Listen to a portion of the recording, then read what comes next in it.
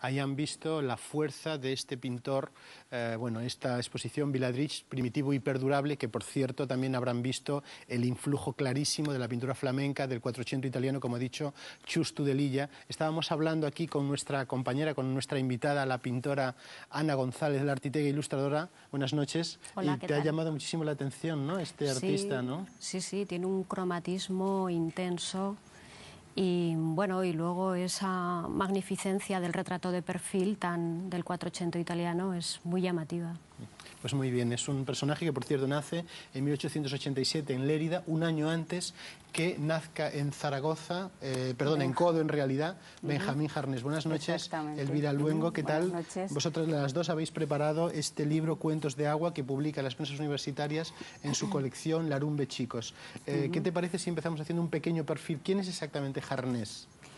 Pues es un escritor en algunos ámbitos muy desconocido, sobre todo en el público infantil y juvenil, me imagino que totalmente desconocido, por lo tanto creo que es un logro que haya salido en Larumbe Chicos Jarnés, un clásico considerado ya en estos momentos. Nació en Codo en el 88, murió en el 49 en Madrid. Prácticamente podríamos dividir su vida en tres etapas. Una primera de formación que acoge la vida de seminarista en Zaragoza. Después ingresó en el ejército, más tarde obtuvo el título de maestro, fue a Madrid,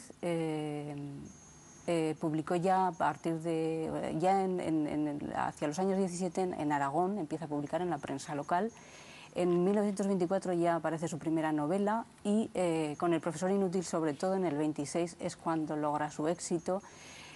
Sobre todo su obra es muy autobiográfica y sus primeras novelas, podríamos decir esa trilogía, El convidado de papel, Lo rojo y azul, El profesor inútil, Su línea de fuego, narran bastante parte de esa vida ficcionalizada. Luego tiene una parte final que es bastante, aparte del exilio.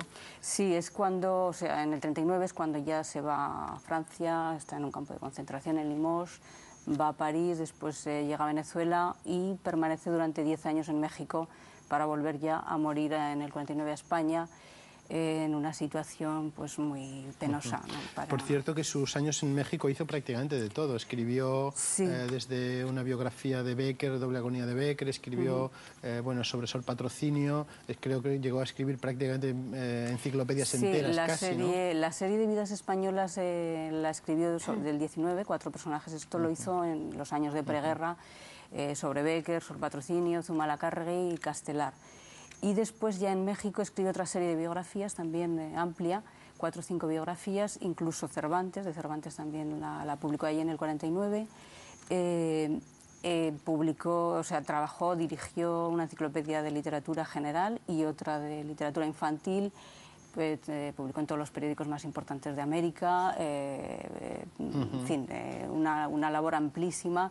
También recopiló mucho de lo escrito anteriormente, de los años de preguerra, y lo publicó ya en México. Yo pensaba ahora que Cartas al Ebro, Cartas al Ebro, sí, que es crítica literaria, Ariel disperso, en fin.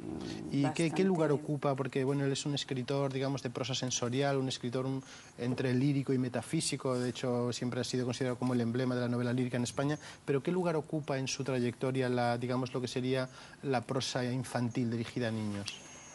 Exactamente esto así, pues es difícil de contestar. Lo que sí que siempre le preocupó la infancia a lo largo de su obra, le preocupó mucho la cultura, la formación de lectores en España, las bibliotecas, e incluso en la biografía de Becker habla de las bibliotecas, de la iniciación de Becker, de sus lecturas y de la falta de lecturas para otros niños españoles. O sea, en todo momento esa preocupación pedagógica ha estado siempre en su obra, de divulgación también, puesto que las biografías es una obra, la serie biográfica que la inicia Ortega en la colección Nova Novorum. Fueron contemporáneos, colaboraron en la revista de Occidente, se veían constantemente, exacto, ¿no? Sí.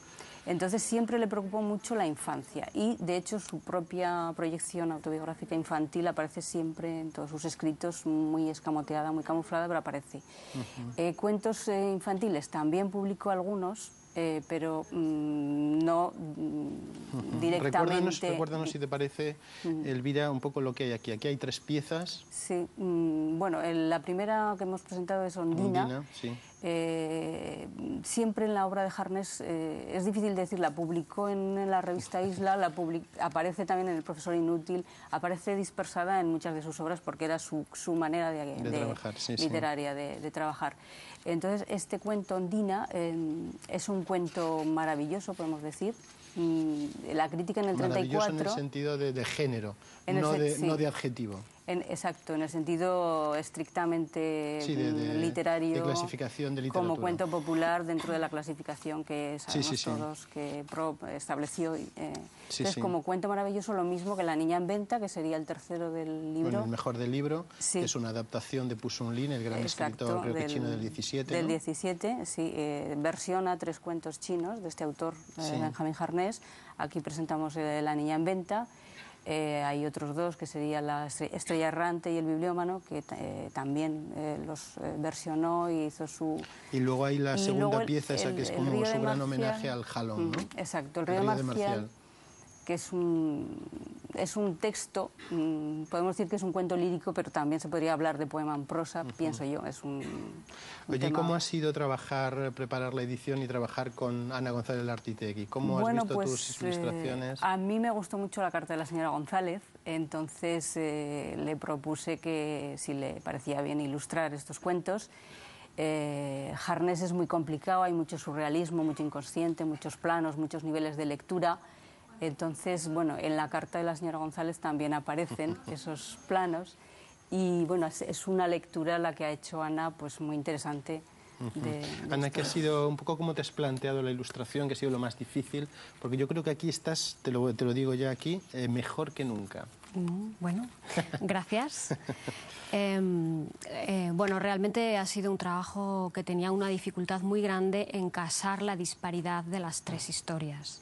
Es decir, son 3 historias muy dispares, yo no sé si Elvira está de acuerdo conmigo, pero estilísticamente son muy diferentes y, bueno, incluso los personajes, el ambiente, la época, todo cambia. Que es un cuento chino, claramente, el otro que sucede por la zona un poco de Alhama de Aragón, el otro que es un cuento marino, ¿no? Eso es. Entonces hay un hilo conductor que es el agua y bueno, y todo ese mundo maravilloso, profundo y ancho, simbólico de Harness, que es un poco lo que yo he tomado para poder hacer una... Vamos a verlo, si te parece, te interrumpo suavemente. Vamos a ver un poco cómo ha trabajado, cómo son estas ilustraciones de Ana González Lartitegui.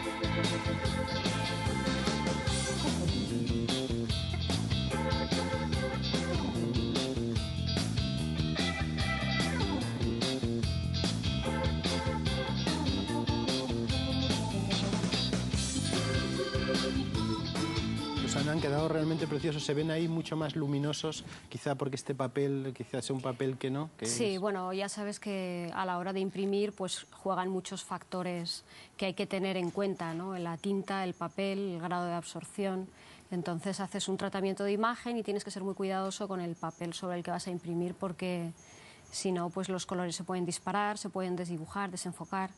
Oye, pero vamos, yo no me quejo porque no es excesivamente mala la impresión. No, es muy buena, desde luego no, estamos un poco comparando. Oye, aquí te veo yo más lírica y más delicada que nunca, ¿no? Como te has acercado mucho al mundo chino, a esa especie de sutileza, ¿no? Sí, quizás el ambiente de la pintura china es el que finalmente consiguió tirar de todos los demás, ¿no? Porque estaba esa especie de problema para resolver que era que había que dar una unidad gráfica donde no había una unidad literaria, ¿no? Y entonces, bueno, pues después de considerar varias cosas, yo creo que procuré adaptar mi estilo, que además, por otra parte, se adapta perfectamente a las acuarelas chinas. Exacto, sí, sí. Ahí se ven un poco mis orígenes y de paisajista. Tus enseñanzas también, tus aprendizajes con Cano Peñarroya. Pero llevabas casi 4 años sin publicar. ¿Qué ocurre? Bueno, pues cosas de la vida, que yo no he parado de trabajar en esos 4 años y, sin embargo, pues no han coincidido con publicaciones. Por ahí hay proyectos que están moviéndose y que no terminan de cuajar. Luego te has dedicado mucho también a la producción cultural, a la gestión cultural con... Sí, bueno, qué remedio, ¿no? Si no publicas, pues algo tienes que hacer. Y luego investigar y estudiar, que quizás eso es lo que se ha notado, ¿no? Al final, en esos 4 años sin publicar, pues de pronto aparece una obra que, bueno, pues desvela que no has parado de trabajar y de investigar. Claro, pues enhorabuena, y tengo que decirte que tú sí creo que estás preparando una tesis doctoral, y tengo que recordar que eres profesora de didáctica de lengua y de literatura de la Universidad de Zaragoza, con sede en Huesca, ¿no? Exactamente. ¿Cómo va la tesis? Bueno, pues ya debería estar terminada hace mucho tiempo, llevo ya mucho tiempo, está a punto de... O sea, pues nada, estaremos pendientes de tus trabajos, Ana, y de tu tesis cuando la publiques, de tus investigaciones, y ahora mismo pues recomendamos a todos nuestros espectadores y sobre todo a los lectores que no se pierdan este libro precioso que se llama Cuentos de agua, de ese escritor, Benjamín Jarnés, del que por cierto se acaba de rescatar hace muy poquito una novela.